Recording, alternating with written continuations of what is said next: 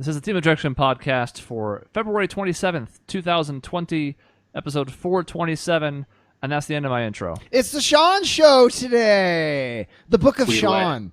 Have you guys ever seen the Book of Eli with that shitty movie with Denzel Washington? This is like the Book of Shaun. And I was always curious on the Book of Eli. I always assumed that Denzel Washington's character was named Eli. But now I don't know if it's just referencing the Bible and his character's name is like Bruce or something. I don't know if you guys have any. It's a really bad movie. Anyways, it's my show. What a great allegory to bring up. Really terrible Denzel Washington movie. I don't know. You mentioned that it was your show, the show Shaun. Well, I thought of Shaun of the Dead, which is a decent movie. That's a better comparison too. Yes. So we will be dead at the end of this in that analogy. So we've been doing a lot of trivia lately, watching trivia, attending trivia, and we're getting good. And kind of as a result of that, I've done something that I've always wanted to do. And I'm happy to report, you guys, I am through 1945 on all of the Best Picture like Oscars for every year. Watching them? No, memorizing them. In a year between 1945 and 2019, I have the Best Picture. And actually, it's like +2 because I know Casablanca was in 1943, but I don't know 1944. I haven't looked yet. Maybe they didn't have one for the war. No, they did. Oh, damn. They did. Well, I tried. They did every year. 1927 was the first one. It was Wings. I think they just put a camera on a plane. And they're like, holy shit! that was the Best Picture, yeah. So I'm ready for trivia. Every year, it takes. As this is interesting. Maybe if I was younger, it'd be different. As the knowledge increases, the recollection is definitely suffering. It takes me like a while to get there on some of them, and like as I learn more, previous years like disappear. Like previous years that I knew are like gone, and I have to relearn them. Dave is pulling it up to like test me. I am pulling up the list right now.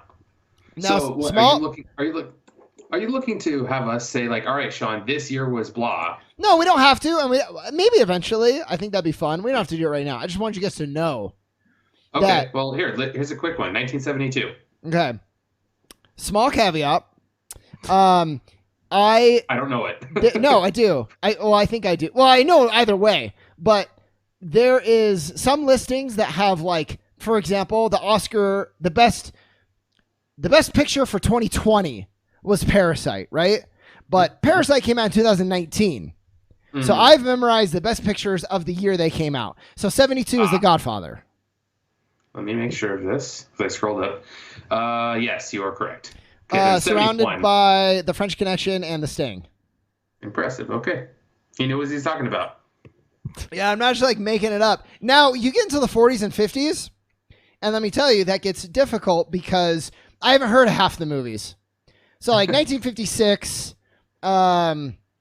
being Around the World in 80 Days, I've heard of that movie. 1952, The Greatest Show on Earth, like these are things I've heard of. But like 1950, All About Eve, 1955, Marty, 1963, Tom Jones. Is it unusual? I've never even heard of these movies before. So as it gets further and further back, it starts getting more difficult. Yeah, that makes sense. Yeah, I mean, there's going to be some movies in there you haven't even heard of or seen. Or... No, that's... Yeah. It's before our time. What do you want? So I'm trying to go through and like look up the movies because I feel like that'll help with recollection too. But I haven't done it for like the 1945 is The Lost Weekend. Sounds cool. I was trying to deduce which movies started being in color. And I feel like 1957 is A Bridge Over the River Kwai, Gigi, and Ben-Hur. Ben-Hur was in black and white. I feel like that was black and white. I feel like The Apartment. West Side Story was color. Probably black and white. And then I think West Side Story's in color. Yeah. So I don't know about The Apartment. I can't imagine that was in color. So West Side Story is probably the first color Best Picture. I also don't know if you get some like interspersed, like if color was starting to come out, but it wasn't every movie. Well, like The Wizard of Oz was in color, and that was in the 30s, late 30s. Oh yeah, that's a good point. So yeah, I don't know. I mean, it was kind of hit and miss whether it was in color or not. It was cool. I mean, Wizard of Oz was late 30s, so. In 1943, Casablanca won, and that was the last year when they had like 10, maybe even more nominations. And then it took them all the way until 2011. No. Yeah, I think it was 11. And the artist won in that year. But to go back up to beyond 5. In 1944, they reduced it to 5, and that was the standard for,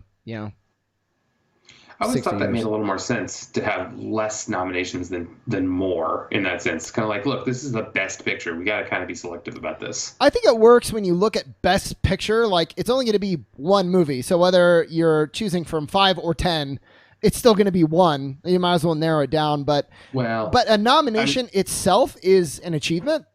That's part of it. Like, if you expand the criteria for being a Best Picture nomination, then just more movies can say, I was Best Picture nominated. And I wish that it was out of, totally altruistic purposes, but I think fact of the matter is you open it to more movies, so you stop getting entire award shows that are all fringe movies, and thus more people tune in, although it's not working anyway. So it's not, because even with the extra selections, people are still upset with the lack of diversity and the lack of people of color among the nominees and women directors, et cetera, et cetera. And at the end of the day, I mean, people get upset when they're left out of the 64-team bracket in March Madness. And it's like, well, I'm sorry you were having this debate over whether you're the 64th or 65th best team, but people are always going to complain. Well, and I also like how no one can seem to come to a consensus on the host. So their solution was no host. No host. And that's clearly not working. It turned out that tanks ratings. Who knew? Yeah.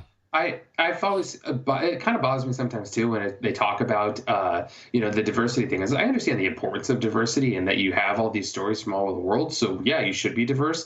But a lot of times box office numbers skew towards the white male as the lead. It's getting better than it used to. So when you talk about box office and stuff like that, it's like that's kind of what the people go for. So it is a business. It's so hard. It's a balance. It's hard because they're not even necessarily box office driven a lot of the times, which the awards aren't. Yeah, is a pro and a con, I think. But we brought this up where it's hard to say, but in a vacuum, there's so many different factors. But in a vacuum, should the best 5 movies be selected, or should there be selections simply based on diversity? And not to say that if there was a diverse selection that it didn't earn it, but just again, completely in a vacuum, what is the right answer? And I would think it should just be the best 5. Some people might disagree with me, though. I always like the idea of the best 5, and through quality, there should be diversity in there, because the diverse movies should have that same level of quality. Yeah, that's a good that's point. The perfect world idea, But yeah, I mean, I always think you should be the best, and we want to not be discriminatory towards diverse movies, but it's when it comes down to it, it's merit. If it's merit-based, that's it. That's the only criteria. Yeah. Yeah, so that might be idealistic utopian world that I'm living in, but no, I like it, and so it has come up, Dave. We were watching Greed, like reruns of Greed. It looks like someone taped it on a VHS, and so the quality's terrible, but it's fun. And one of the questions was like, which 4 of these 6 movies have won an Oscar? And I was like, hello. Oh. It was awesome. And I was only at the 70s at that point. Now I'm at the 45. So you've got this encyclopedic knowledge of best pictures, and then you've kind of got this encyclopedic knowledge of NBA Finals participants, right? Back to the 70s.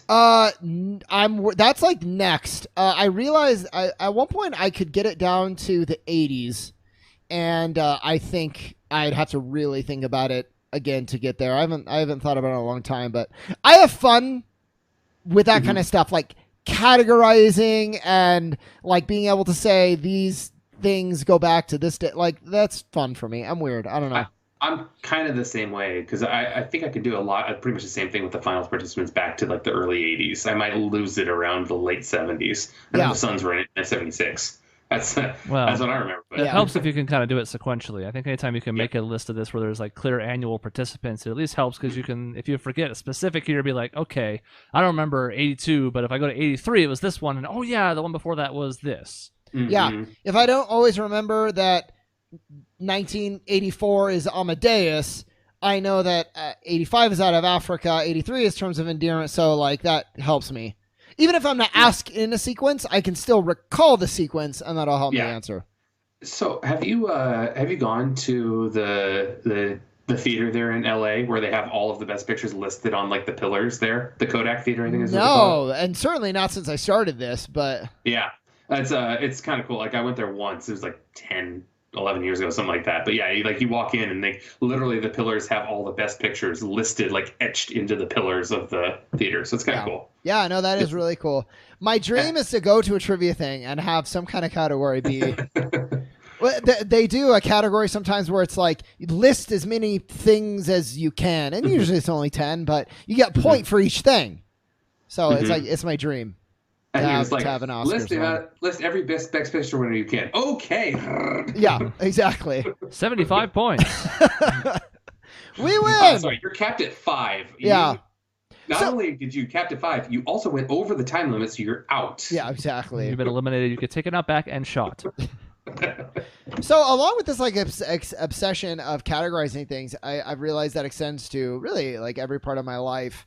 I've been playing a lot of games lately and watching a lot of movies and reading. I've been doing like a lot of consumption, which is good. I think it's come at the cost of creation. You usually want to balance those two, and I haven't been creating much of anything, but I've noticed as I do these things, and I don't know if you guys do a similar thing, I like write it down, like the date when I beat a game or read a book, and like what the thing was, and then it's fun to like go back and look at it. And am I just weird? Do you guys do that at all, or? I kind of wish I did, because it'd be kind of cool to catalog that a little bit more than try to rack it in my brain. But with games, video games especially, there's so often there's beating a game and beating a game, or like, hey, I beat the final boss, or I completed everything in the game. So I do complete it. To do that. I do, like, once I'm done, I write it down. Or like in a weird scenario like Fire Emblem, there's like you're done with the story in one playthrough, but I decided to do like the other paths as well, which you don't have to do. I marked like I beat Fire Emblem Path B, and I wrote it down. And I still have such a hard time with that. Like once I beat the final boss, my brain is like, nope, you're done with this game. I'm like, but Super Mario Odyssey has 400 more moons to find. I can't do it. Nope, you're done. Brain says I'm done. See, that's what you gotta convince your brain that like the boss is like you gotta go in from the beginning knowing my goal is to get every moon. Yeah, and I tried to do that with Odyssey, but then Persona came in and took over my life, and that happened. You'll get back to it. Yeah, well. What is the status of your guys' like backlogs? It's not as full as you might think because I'm just giving up on playing certain things. That's one answer. Like that's one side of it, and I was curious about that. So something just doesn't catch your interest, and you're like, it's done. It's no longer on the backlog. Yeah, I'm trying to think of an example of it, but unfortunately, I've pushed so many things off my backlog that I don't know what the example is. Final Fantasy 15 is like sort of an example, right? Like kind of. Although you actually tried that one. Yeah, I played that for like 10, 12 hours. Yeah. Won't go back to Final Fantasy 15. I think I did that one as well. I tried that one as well, and just it didn't catch my fancy. So I don't know. Didn't do much for me. There are still things in my backlog that I will go back to. Like I've been saying Breath of the Wild for 2 years, but that is still on there. It will be played at some point, and I will play God of War at some point. But there are other things, and again, I'm just trying to think of them. But more recently, it's also just been play something, and if I'm not enjoying it, I stop. I never beat Dragon Quest XI, and I wasn't even disliking it all that much, but I got about halfway through it, and I was just like, every time I boot this up, it feels like I'm forcing myself to. And I'm just not going to do that at this point in my life. I'm not going to force myself to play games I'm only kind of enjoying or not enjoying at all. That's how I felt with Andromeda, Mass Effect Andromeda. I was real close there with you. Yeah, we were all, I think, teetering on the edge one way or the other. Yeah, I just was like, I can't keep doing this. Like, I don't have that much time to play games, so I'm just like, I'm done. I don't need to waste my time on this. One small compromise is I'm usually kind of a completionist with games, And unless a game hooks me, I'm putting it on as easy as I can get it, and I'm just steamrolling through it. Mm-hmm. And I'm giving it the opportunity to catch me, and sometimes it does. Prey did that recently. I was like, I'm gonna get through this as fast as possible. Turned out it was really good, and I ended up doing a lot of side quests. But yeah, that's a way to get me kind of through the door. If I go in knowing, oh, this is gonna be a 40-hour game, I don't even know if I'm gonna like. That's a real hard sell now. But if it's like, oh, I can get it down to 10. If it ends up escalating to 30, then that's fine. That's my decision. You know, it's funny. I don't think I have a backlog much anymore because thanks to your guys' knowledge of it, my backlog has become, okay, what are they recommending for me next now that I've beaten this one? I actually got to try to think about what I do recommend next for you. So you've done God of War, you've done Persona 5, you've done Odyssey, and Breath of the Wild. Yeah. I've knocked out a lot lately. You have knocked out a lot, and I don't know what I really recommend next. Maybe. Red Dead will probably be it.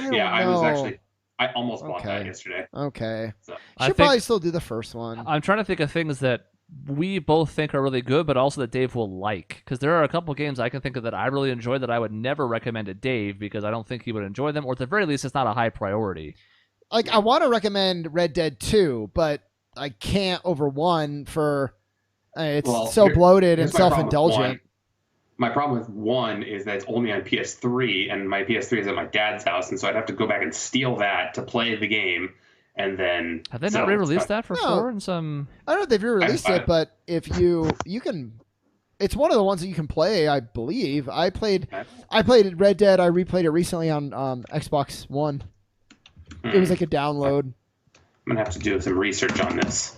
Yeah, it's worth it. It's really not that long, so I think it's a pretty safe recommendation.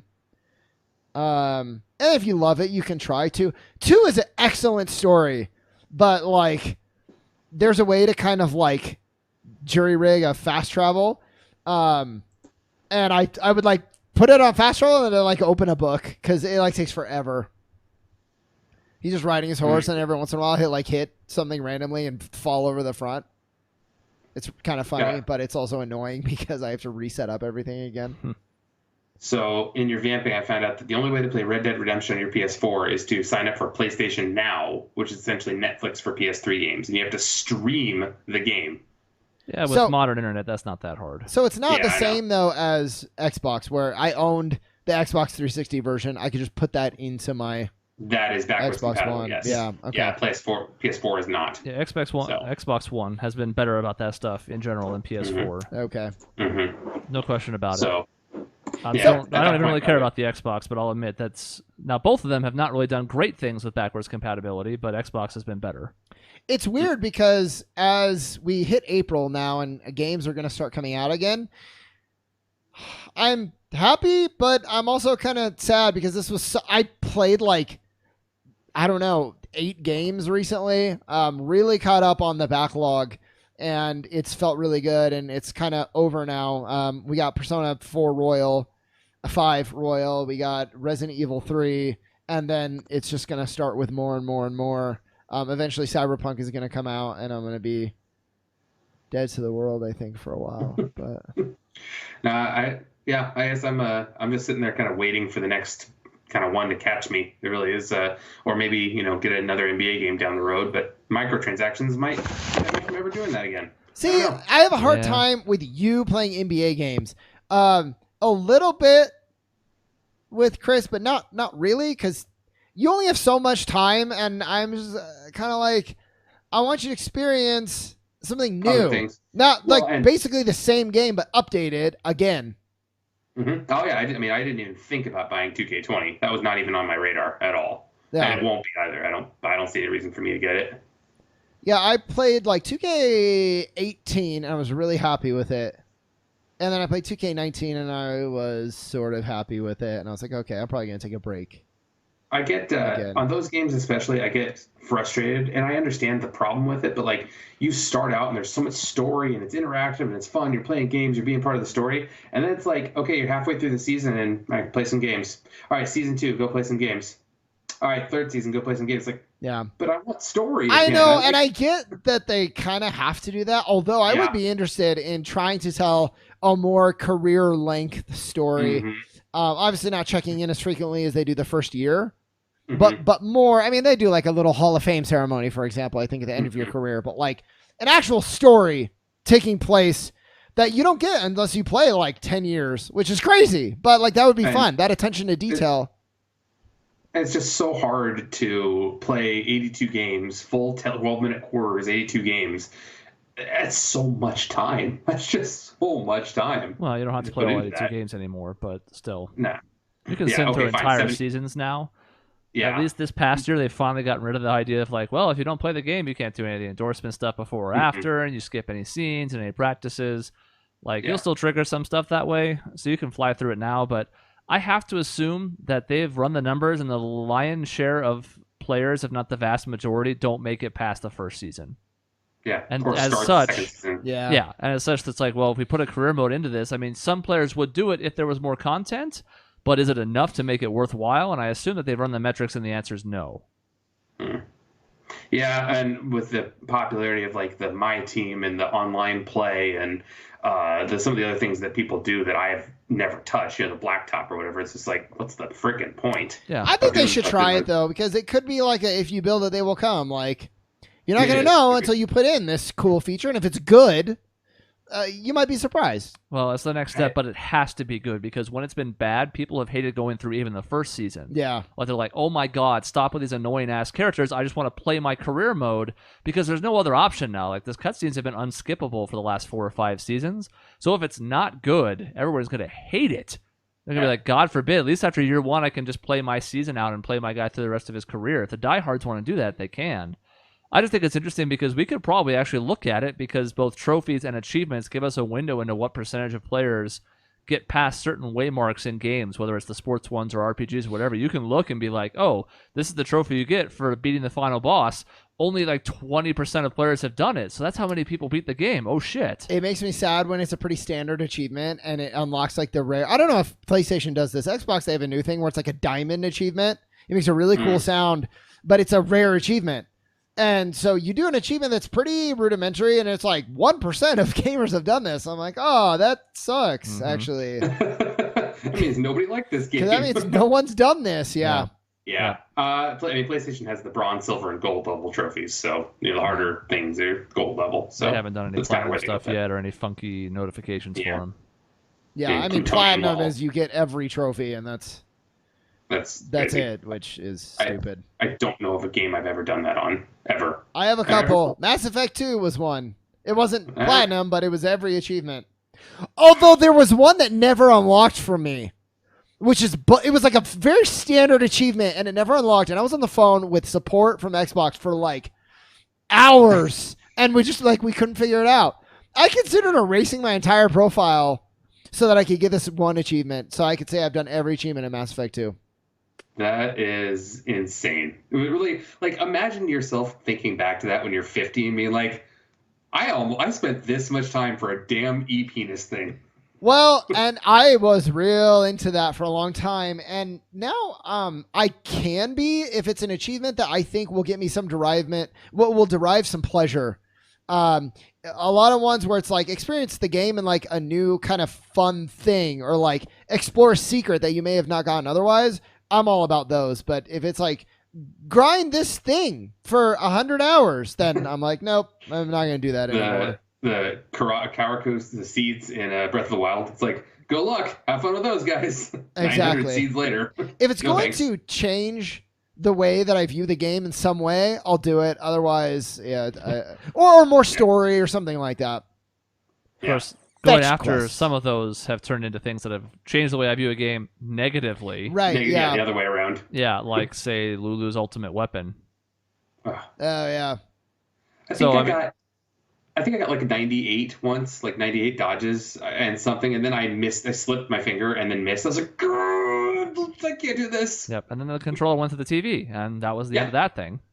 So there are times where I do go for those that I think are going to be cool, and then they end up not being cool. But I mean, I think they're more worth it than they are not. It's just there's been bad examples too where I'm like, I wish I hadn't done that. I almost categorically skip fetch quests now too. Which is why, let me tell you, Death Stranding, an entire game essentially made of fetch quests. I didn't go through it. I couldn't do it to myself. I tried because I read, does the story ever get better? And the answer was no. And I said, okay, that's it. The story across the board was no. It's like, you really just got to love the gameplay. And I'm like, perfect, because I don't. So I'm out, actually. So I'll just drop this then. Yeah. Problem solved. That's I know I probably talked about it way too much lately, but that's part of the thing I've loved so much about Persona is the difference of gameplay. It's not this mission-based go shoot somebody game. It's, hey, you have days. You got to figure out what you're going to do in your day. Go on to the next day. Like, there's battle modes, but like that's kind of its own self-contained thing. The overarching thing is more, here's your life, live it type of thing. I love that idea. Which is why I even get tired of, and we talked about this, Grand Theft Auto. It's like every mission feels like, go on this shady thing. It'll be easy. Oh, it went bad, actually. It looks like you have a shootout. Mission's over. And it's like, cool. Now you got to do that 90 more times. The dialogue makes up for it, though. The dialogue is good. Hilarious. I care more about the pre-mission scene than I do about the mission. Oh, so much so. And the heists are great. I will say that. The heists were fantastic. But, you know, the heists are 10% of the game, if that. But I'm enjoying games with that type of gameplay feedback loop.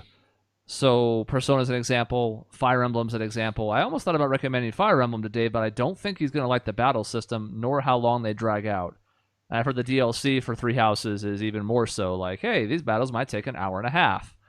I would almost recommend Awakening, but I don't know how accessible your 3DS is anymore. I don't have a 3DS. Well, I only had a DS Lite. There you go. I gave him mine, but I've already loaned it to somebody else. But it's the same thing. I'm looking at playing a game for the Switch called Rune Factory 4, which is basically a Harvest Moon offshoot, but a lot more RPG-like than Harvest Moon's more like light Stardew Valley type of gameplay. Because it's the same idea where it's like you get to do all these different things, and how do you manage your time? Do you want to invest in like relationships with people, or building up your resources, or crafting new gear for dungeon crawling? I'm finding that I like that kind of stuff a lot more now as I get older, whereas I found it tedious when I was like in my early 20s. Actually, for Dave, Three Houses might be, I would recommend the Blue Lion route. And, that might be a good one. Let me ruminate on that. Can I say something that might piss off Shaun or maybe alienate people? Sure. We were talking about how you enjoy some of the cut scenes of games almost more than the game play itself. There are a lot of games that I've put on the easiest mode lately because I enjoy the cutscenes so much more, and the gameplay is almost a formality for me. Here's the secret. I'm sorry, who are you going to piss off with that? You're not going to make Shaun mad. He said he does the very same thing about 10 minutes ago. He's the get good guy. No, I am not the get good. I am the get good guy on a game that I really care about.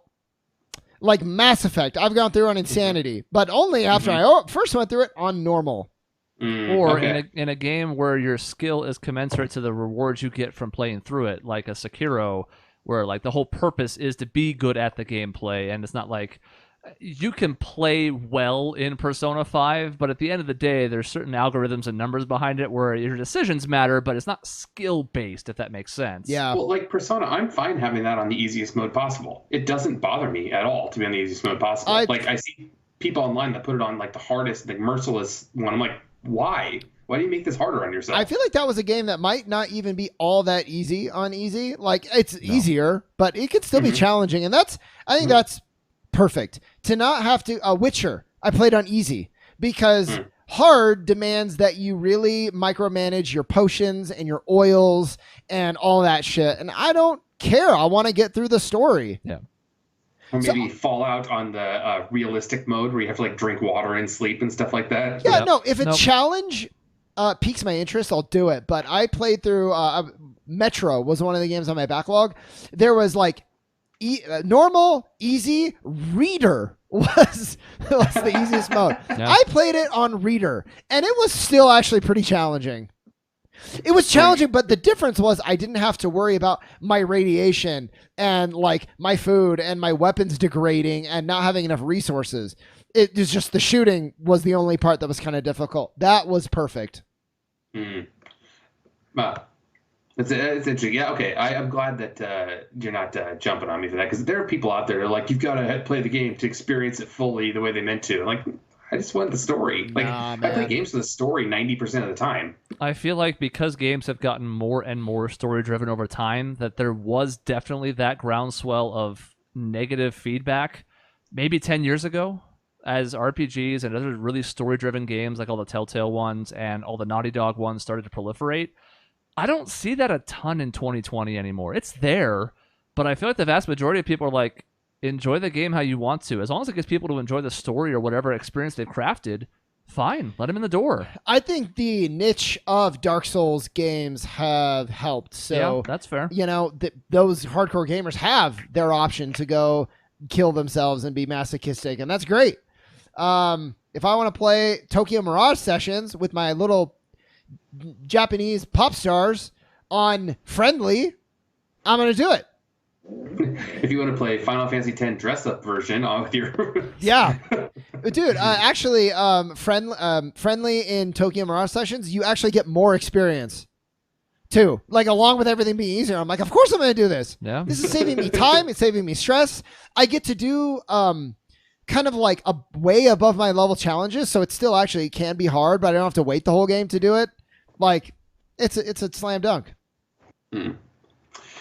Well, I thought of a game that it's on my backlog, and you are gonna dislike this one. Zelda: Link to the Past. Still have never beaten it. No, Dave, you've been very bad at reading us lately. I think that's great for the backlog. I'm actually furious. Well, it's one of those that I have started that game at least 15 times. And for whatever reason, I just never had the game on the right system. So now that it's on, I have it on the Switch on the Super Nintendo Online. Mm-hmm. So I'm going to beat this game for eventually. Free with save states. Yep, exactly. So, and rewinding ability. Have you played that before? That's amazing. I did it once just to be fun. We were playing Mario World, me and my brother, over the holidays, and we looked at that, and it's like, well, I mean, we could technically undo any death we had, but then what's the point? Well, I wanted to beat Super Mario Brothers 3 with the Hammer Brothers suit, and so I just did that. I'm like, I got hit, rewind, got hit, rewind. Like, I wanted to do it once. It's a badge of pride because it's hard to do. I mean, they had that annual event where they speedrun all the games, and everybody's super good at the game. I don't think anybody's actually managed to take the Hammer suit to Bowser in that live marathon setting yet. We're talking like the best players in the world, but all it takes is one hit between world 5 or 6 where you get it in the end of the game. No, you can store one. You can keep it in your items list. So you can take it into Bowser's Castle. But. That's a Dave, little better. I have a moral question for you. And I had a bunch of categories, and we're not going to get to them all, which is great. This is kind of what we do. We just run with stuff and we go where it takes us. But because it's relevant, I don't want to save it for next time. We've kind of talked about it. We talked about recommending games to you, and we've recommended movies. I have a moral question that came up when I was in the shower. If someone recommends something to you that they're like really passionate about and you hate it, what is the response? It didn't resonate with me. Okay, that's pretty nice. I was going to say the right answer is you try to say something that was good about it, but then you can say, yeah, it didn't resonate. I really liked A, but I didn't like this. The other reason I ask is because it's come up, I can't remember where, but like someone recommended something to someone else and they hated it and they were like, it sucked. And I feel like not fair. What people don't recognize is like, at least for me, when I recommend something, and I know it's the same for Chris, is like, we're kind of putting ourselves out there a little bit into this thing. So if you're like, I fucking hated it, it's like that kind of hurts my feelings a little bit, actually. This used to happen with Michelle all the time. You recommend something to her, she's like, it was garbage. It was trash. And you're like, cool. Well, thanks. that's great. I'm trash is what you're saying.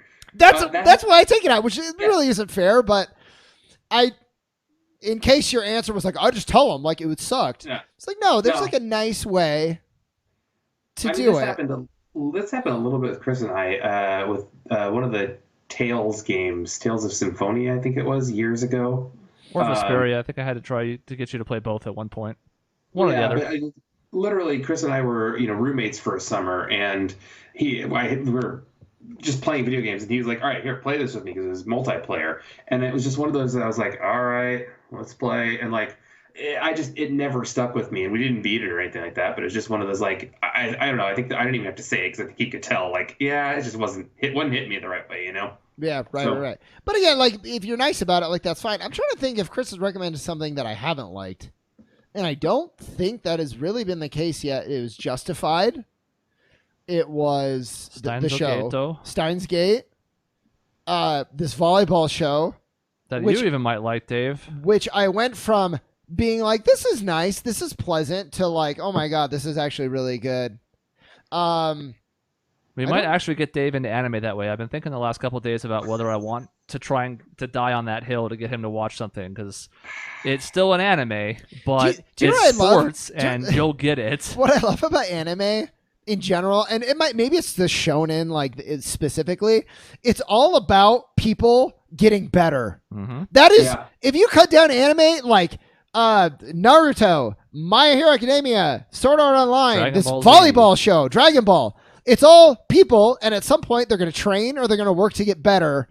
And like, I love that. I've realized. So I love like boxing movie. Creed is the same thing. He gets his ass kicked, and then he comes and he trains and he gets better. It doesn't always have to be physical. Like, it's not like a masculine thing. If it's like getting smarter, getting more skilled, whatever. New technique. Yeah. Something someone's never done before. Like, oh my god, that's the shit. And it is so predominant in anime, and like I think I've narrowed it down to like that's what I love about it.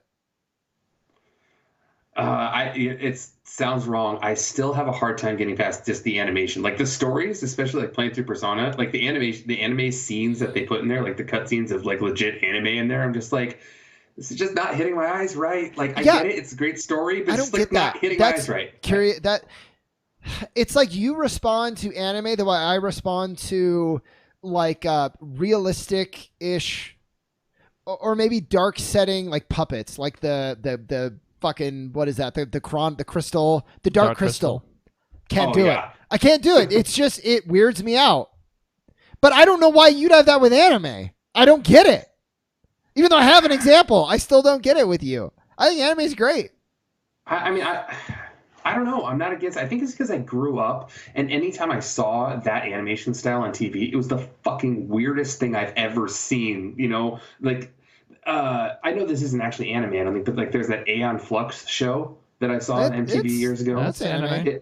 It is okay. It's like a weird. I just remember. Yeah. I just remember like mechanical bugs crawling out of people's belly buttons and like people being turned inside out, and I'm like, what the fuck's going on? Did you ever stumble on FLCL on Adult Swim? I don't think so. Okay. I don't know if you would probably remember it if you had, but it's another one of those really weird things where I could see it putting people off the entire genre. And some people love that show, and that's fine. But for some people, it's so weird, and you don't like that kind of abstract stuff where it's just. I think, and that was the first one I ever saw was that Aeon Flux. So that might have been my basis, and I'm like, my brain is just like, no. No violence in the world in entertainment bothers me like anime violence, like really intense anime violence. And there's a lot out there. It gets like to me pouring out and like really weird shit. There was a show I watched with Lincoln, and I watched like one episode because I didn't like it because it was so violent.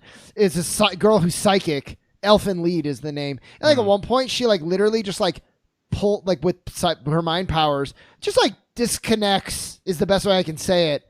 A girl's like head from her body. And it just like, it's still like, it really affected me. I don't know. And like, I see that in like a regular movie and I don't really care, like live action. But there's something about when they do it with anime, it bothers me. I don't know.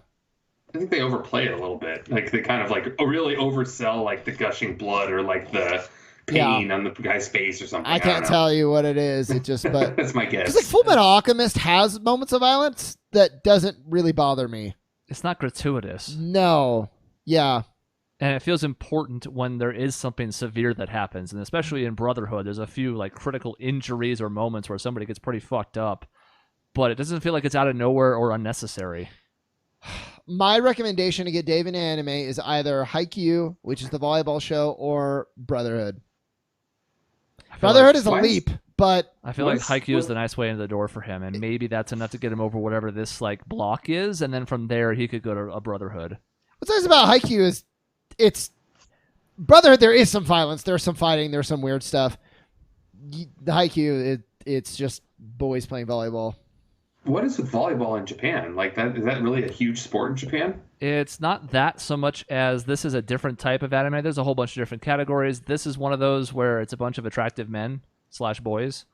So especially among females, it's really popular. But this one, because the action and the sports side of it is so good, has been beloved by a lot of different people over there and here now. I mean, they just dubbed the third season not too long ago, and the fourth season's already slated to get dubbed. It's ongoing as we speak in Japan. And there's a couple of those ones. There's a swimming one, and then there's like Yuri on Ice, where like some of it kind of does cater to that view, if you will. This isn't really one. There's not like a bunch of boys like caressing each other with their shirts off. It's just volleyball. Yeah, it's just sports. And actually, more than volleyball, it is like you could kind of probably sub a few different sports in there, and the same story beats would apply. But they do make good use of volleyball itself. But it transcends just the sport, and that's what I like about it. I don't know. I'm thinking about it. I'll let you know, Dave. All right. I'll figure it out. But eventually. Brotherhood is like timeless. That's like one of the best shows on any medium ever.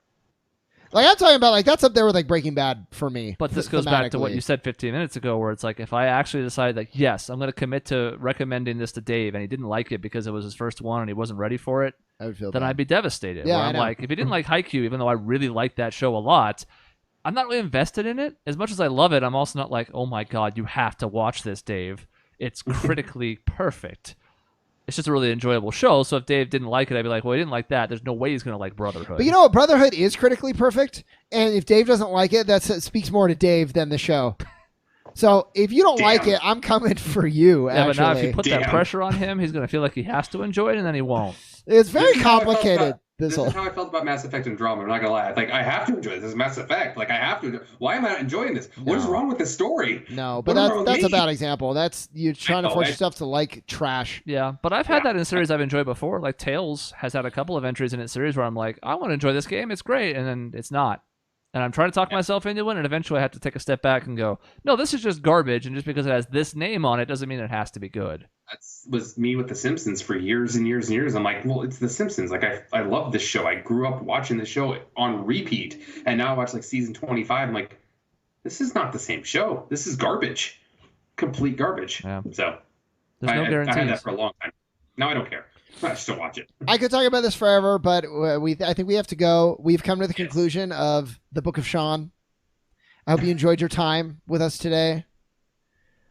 Be kind to your neighbor. And be good, do good. That's all I got. I'm going to transfer the reins back to Chris. Does anyone actually talk to their neighbor?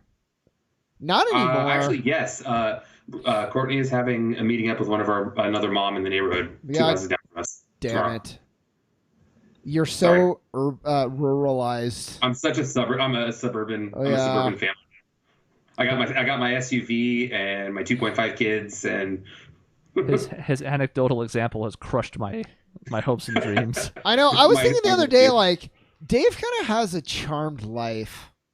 Where was I? I think I was in the shower again. Man, you think about me way too much in the shower, or not enough.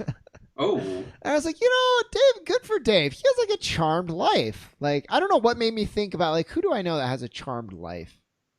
Dave has a charmed life. It's one of those things where I mean, I have to take a step back sometimes. Like, okay, things are going well. I'm okay with this. But there's every once in a while I'm just like, I would like to have something different, every once in a while. I think about, sure. What if I didn't have kids? Like, what if I didn't have kids? How different my life would be, that type of thing. But overall, it's like anything else, right? Where at least you can find happiness in the moment, and that doesn't mean you're just satisfied and not going to look to improve or better your life or change things up. But at least you can look at it as a whole and say, well, yeah, like overall things are good. Yeah, this could be better or that, but there's kind of an element too of like nothing can be perfect. It's impossible because if you don't have any relationships, you have maximum freedom, which is great, but no relationships. If you have all the relationships, you don't have maximum freedom. That's impossible, but you have all these beautiful relationships. So like you can't have everything, and you have to make a choice. No, it's funny. I remember having a time about almost pushing 10 years ago now, where I was like, I wasn't really dating anybody, and I had all the time in the world just come home, play video games every day, and I found myself not doing it. Because I was like, I'm bored of this, Um, which is I interesting. am without good friends and without like loved ones. Like Hmm. I am the same way. I Yeah. will binge games now, but it's only because I'm happy with Hmm. my relationships. Hmm. If I was not happy with my relationships, that's like the most insightful thing you've ever said.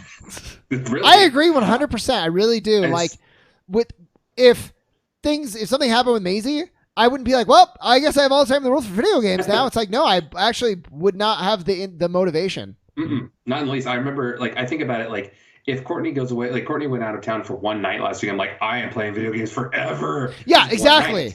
It's one night. Because you're still secure in that thing. Yeah, But if she went away permanently, yeah, you wouldn't be like, well, now I have all the time. It's like, oh man, this sucks. what am I gonna do? It'd be like if you quit your job. Like it'd be fun for the first couple of days, and you'd be like, "I'm going to do everything I want to do. I'm going to stay up late. I'm going to read these books. I'm going to watch the shows." And then a few days later, you'd be like, "What am I doing?" I think I agree with you, but I am looking forward to retirement like way more than I should be, considering it's very far away. 35 years. Yeah. I don't know if I can give you the slightest bit of my experience so far because I haven't gone to work for 3 months now already, and it's really weird. I kind of have to force myself to be productive because I get really kind of almost depressed if I don't do something. I mean, if I have like a long vacation, like 2 weeks, and I do staycations sometimes where I'm just at home. Most days I'll do something with the dog, something with cleaning, something with, I don't know. But man, I love that time. I was sick for like a good week. And every day I just like go walk Siri, clean the room a little bit, played video games, watch movies. And it was the life. I was like, I can do this permanently. You think so? 2 No, months dude, in, I'm you're telling like, you. oh my God. When we're retired and we're all still friends, living in good health, I will let you know. And I'll be like, this is the best thing that's ever happened. So episode 7,000 of this show. I can't wait. It's going to be fun. That's a ways off, but we'll get there someday, right? Yep. Alrighty, well, that's the end of this episode. Sean's planned one was not actually the terrible disaster I thought it could be. I didn't think it would be. I was trusting him overall. I'm just saying there was the existence of a possibility of it being an absolute tire fire. There was a non-zero chance is what we're saying. I 100% agree with both of you. Man, this two in the last 5 minutes. I mean, 100% agreement for Shaun. We tried it, didn't we, as an April Fool's episode or something? Didn't you like sort of introduce it and sort of pick the topics for it? Or is that Dave who did that? No, I think I did. I thought it was okay, but part of that was like almost intentionally bad because I wanted it to be like weird and funny. This was one like I actually have some topics that I think are interesting. Mm-hmm. Yeah, no, that one you tried to play it way over the top.